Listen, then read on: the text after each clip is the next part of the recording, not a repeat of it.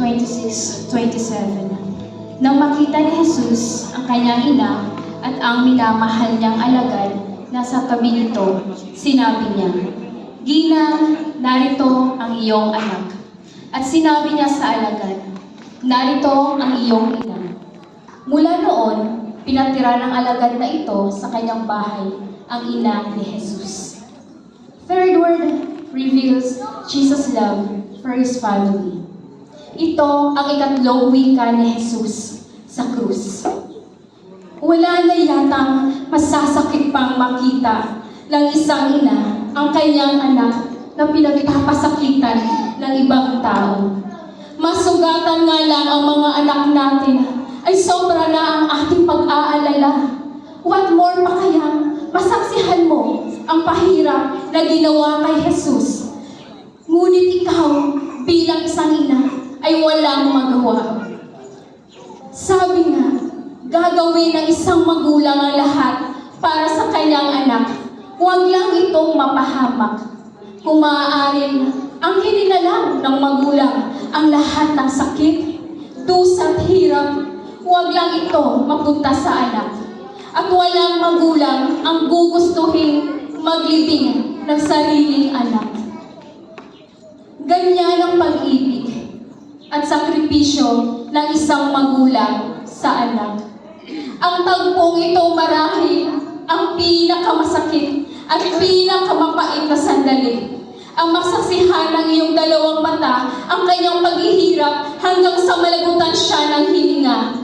Imagine ninyo kung gaano ka-excited si Maria Magdalang tao sa sanggol na pinangakong magliligtas sa sanlibutan. Ang Misaya na walang iba kundi si Jesucristo. Siyam na buwang dinala sa sinapupunan, inalagaan, pinanganak sa sabsaban, inaruga, at minahal ng lubusan. Kung paano siya kasaya, ka-excited nung siya ay magdalang tao kay Jesus, labis na mga kalungkutan ang kapalit nung siya ay ipako sa krus. Nasaksihan lahat ni Maria ang lahat kung paano kinutya si Jesus. Hinubaran, pinutungan ng koronang tinik, hinagupit, pinugbog, pinagsasampal, niluhuran, nilatigo. Sa madaling salita, si Jesus ay inabuso. Andon siya sa tabi ni Jesus. She was witness to the pain, humiliation, shame, suffering, and death of her son. Kung sa term pa ng kabataan natin, talagang pinagtripan si Jesus noon. Pero ni isang salita, walang lumabas sa bibig ng Maria. Makikita mo lamang ang sakit at hinagpis sa pamamagitan ng kanyang pagtangis. Kung tutuusin, pwede naman gumawa ng paraan si Maria para iligtas si Jesus, para hindi siya maipako sa krus. Pwede naman siyang lumapit sa mga pinuno o sa mga tao o di kaya kay Pilato para makiusap na palayain mo si Jesus. Sisiraan lang siya ng bait. Huwag kayong maniwala sa sinasabi na siya ang Kristo. Hindi totoo yun. Hindi siya ang Misaya. Nagbibiro lang siya. Kaya pakawalan niyo siya. Pero bakit hindi ginawa ni Maria yun? Kasi alam ni Maria sa puso niya, si Kristo, si Jesus, ang Misaya. He is the King and Savior, ang pinangakong magliligtas ng sanlibutan. Kung ikaw sa kalagayan ni Maria, makakapag-isip ka pa ba ng matino? Isipin niyo ang paghihirap ni Jesus. He did not just suffer physical, but also spiritual, emotional abuse at the cross. Mga kapatid, tinuring siyang hayop. Ito na yata ang isa sa pinakamasakit na tagpo na akala natin sa palabas o sa pelikula lang natin mapapanood. Pero, totoo ang lahat ng ito. At hindi ito gawa-gawa lamang.